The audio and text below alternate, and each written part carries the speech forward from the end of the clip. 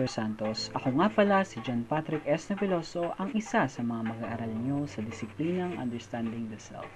Ipagpaumin nyo nga po kung hindi muna ako gagamit ng camera dahil baka mawala ang aking pagkaprofesyonal dala ng labis na pagka-emosyonal ko sa mga kwentong aking ilalathala. Naway sana'y maging relaxing lamang FA na ito at isipin niyong nakikinig lamang kayo ng istorya ng pagkalago ng isang bata mula sa programa ni Papa Dudut sa radyo. Ang istorya ng ito ay pinamagatang Ako o AKO. Sino nga ba ako bago ang lahat at ano ang dahilan ng aking pagkataong kaunlaran? Ako ay 3 letrang titulo na may kahulugan. Alamin, kilalanin at obserbahan ang tunay na ako. Ika nga ng interview ni Vice Ganda noong kinausap niya ang kanyang psychologist para magpagamot para sa kanyang trauma mula sa pagkabata. Inabisuhan siya na kung gusto mong balikan ang iyong nakaraan, marapat na kausapin mo ang iyong sarili noong edad na iyon. At ito ay ginawa rin ng iba't iba pang paniniwala. Ngayon, nais kong balikan ang Patrick na aking pinagmulan. Ako'y batang simple lamang buhat pa noon. Hilig ko ang kumain at kumain at kumain ng iba't ibang putahe dahil ang paniniwala ko ay mas magiging malakas at malaki ako gaya ng aking iniidolo na si Big Show. Ako rin ay Pokemon lover. Hilig kong bumili ng mga laruan dahil nakakatulong itong maibsan ang aking pagkabagot sa araw-araw. Ang paglalaro naman kasama ng aking mga kaibigan ay isa rin sa mga paborito kong ginagawa dahil mas nakakasang aking abilidad at pakikipag-usap. Hilig ko rin pumunta sa mga mall dahil naaaliw ako sa mga tilay andito na ang aking mga kakailangan. Ika nga ni SM, we got it all for you. Ito ang mga bagay-bagay na naka-impluwensya sa akin bilang isang bata na hilig na magsiga, magligaya at magsaya. Sa tingin ko, ang mga bagay na ito ay tumulong upang buksan ang aking pag-iisip sa mga bagay na pwede kong maranasan at subukan at makita ko ang mga obra ng mga kapwa ko tao na makakapagdagdag sa aking pagkabata. Ngunit isa sa mga nakapagbago sa aking pag-iisip na ganito ay ang mga sinasabi rin ng aking komunidad patungkol sa aking pagkatao.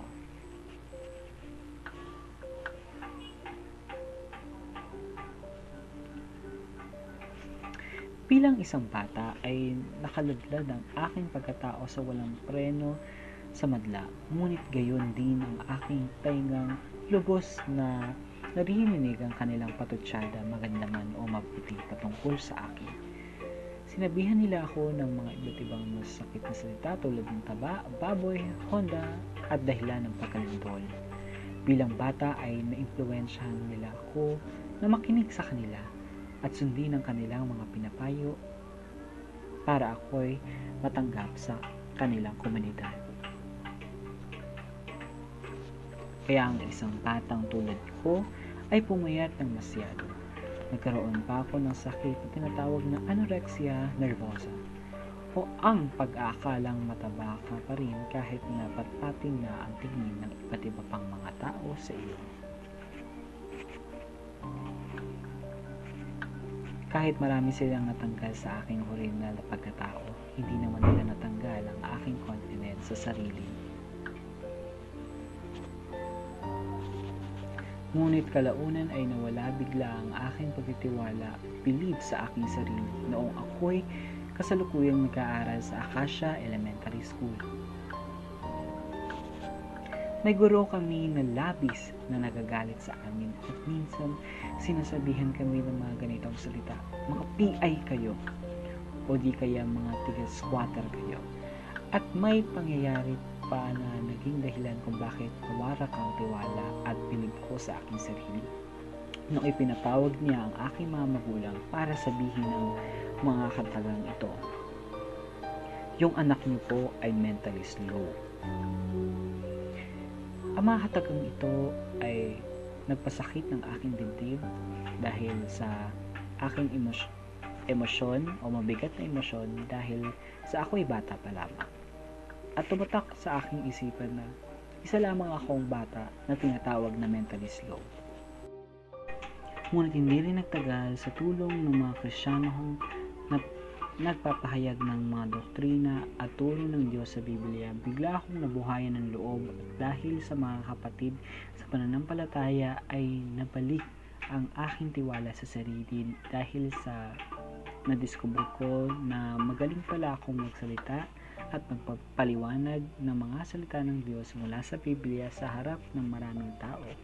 At nagkaroon ako ng pagkakataong makapagturo gamit ang isang whiteboard sa mga mas bata sa akin. Naimpluwensyahan nila ako upang mas lumago ako sa pananampalatayang pamumuhay at sa relasyon ko sa naglikha ng sanlibutan. Kaya naman mas napabuti ko ang aking pag-aaral dahil sa aking natutunan. Ang aking tiwala ay nabuo man dahil sa aking pananampalataya, ngunit nasira ulit ito noong ako'y pumasok sa ikalawa kong paaralan at iyon ay Higher Ground Baptist Academy.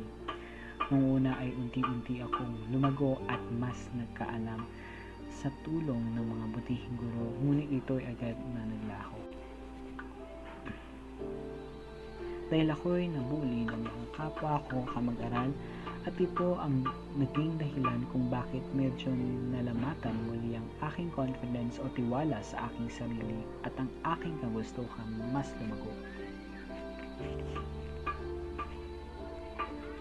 Pero dahil sa aking dalawang kaibigan ay mas naging madali ang aking pagbangon sa mga bully sa aking naranasan sa kamay ng mga aking mga kaklase. Dahil ngayon ay masasabi ko na may padel na akong nasasandalan, hindi katulad ng dati. Kaya naman masasabi ko na ang aking mga kaibigan ay isa sa mga dahilan ng aking paglago at mas maintindihan niyan sa mga susunod ko pang sasabihin. Pero ang padel na iyon ay nagsimulang mabuwag at nagmistulang pasag na salamin dahil nawarak ang aking pagkakaibigan. 3 sa mga salitang nabitawan ng isa sa amin. Mayroong oras na nagtataka ako kung bakit ang isa kong lalaking kaibigan ay umaalis kasama lang ang aking babae kong kaibigan at ito'y nililihim nila sa akin kahit wala naman akong problema doon. Dumating ang oras na yung babae kong kaibigan ay may sinabi daw ang aking lalaking kaibigan patungkol sa akin at ito ay ang mga katagalan. Si Patrick yung kaibigang hindi mo maipagmamalaki. Ang mga salitang ito ay tumago sa aking kaibuturan ng aking puso at nagsimula noon ay nagkaroon ako ng tinatawag na self-doubt sa aking sarili at sa aking pagkatao. Umangat ito sa depresyon at identity crisis. Minsan noon ay sinasabi ko sa aking sarili na baka naman totoo, hindi kaya talagang ako mapagmamalaki, kaya nga lahat ng tao ay ayaw sa'yo na parang tingnan mo nga, isa sa mga matalik mong kaibigan ay ayaw rin sa'yo. Yung para bang gano'n, naiisip ko yun. Ang sakit na iyon ay ginawa kong pangsiga sa pinapalakas kong baga ng pagtagumpay na ako ay hindi lamang maipagmamalaki kundi ako ay isang taong hangaan ng marami. Kaya ang Patrick na medyo hindi mahilig sa parangal ay naging mahilig. Talagang ipinangako ko sa aking sarili na gagalingan ko at hihigitan ko pa kung sino man ang kanyang mga ipinagmamalaki o maging siya ay hihigitan ko. At talagang tinarget ko ang mga uno, ang pagiging top 1, ang pagiging the best. Sobrang na-obsess ako sa mga salitang iyon dahil alam ko na yun mga yun ang mga magiging factor ng aking paglago bilang isang estudyante at bilang isang tao. Yun ang magiging isa kong tinatawag na tagumpay sa buhay. At hindi ko lamang iyon ginagawa upang mas mapataas ang aking sarili, kundi ginagawa ko rin iyon upang mas maging inspirasyon ako sa mga tao na napagmaliitan din ng ibang tao. Di ako bumaba sa pagiging pinakauna sa listahan ng top 10 at pagiging nag-iisang high honor at nanalo rin ako sa iba't ibang pagiging.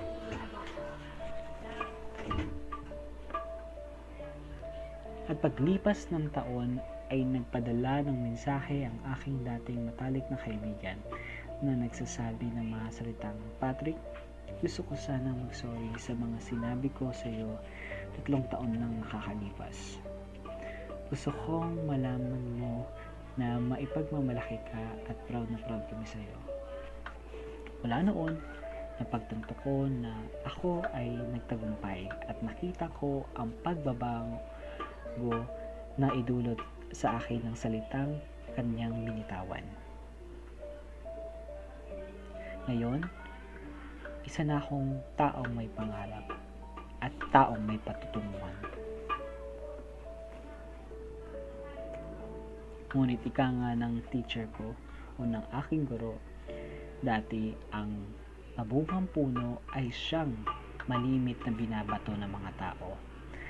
Marami ang nagselos sa aking mga nakakamit, kaya naman sa pambubuli sila bumawi sa akin.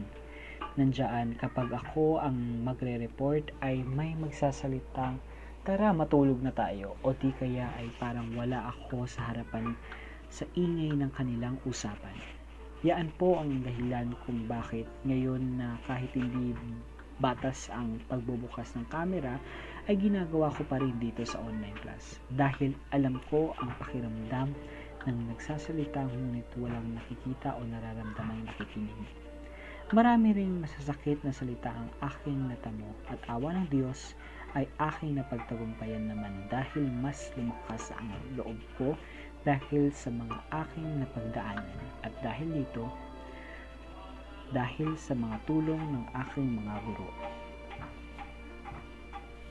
Kung noon, elementarya, ako ay nasira ng isang guro, ngunit ngayon, ang mga guro naman din ang siyang nagbuo sa aking pagkatao. Tulad na lamang ni Ma'am Olino, na nangaral sa akin at tinuruan akong maging matatag at matagumpay sa mga hamon ng buhay. Isa siyang psychologist, kaya naman natulungan rin niya ako sa aking mentalidad na sitwasyon. May oras nga, naalala ko na sobrang daming tao na nasa kwarto at nandoon ang mga nambubuli sa akin at bigla kaming tinanong ng isang naming guro ng tanong na ganito, "If you were a thing, what would it be and why?" Ang aking sagot ay, sabi ko naman, ako ay isang diamante. Aking guro, sapagkat gaya ng isang diamante, ako ay dumaan sa maraming pagsubok at paghihirap at pinukpok sa kahit anong ibig na hugis, pero kahit anong gawin, mananatili pa rin diamante. Isang bato na napakahalaga. Doon ko nalaman na marami palang umaagri sa akin at maraming pumalakpak ng deliver ko ang salitang iyon. At ang mga nabubuli sa akin, kitang-kita ko ang kanilang dismaya sa kanilang mga mukha.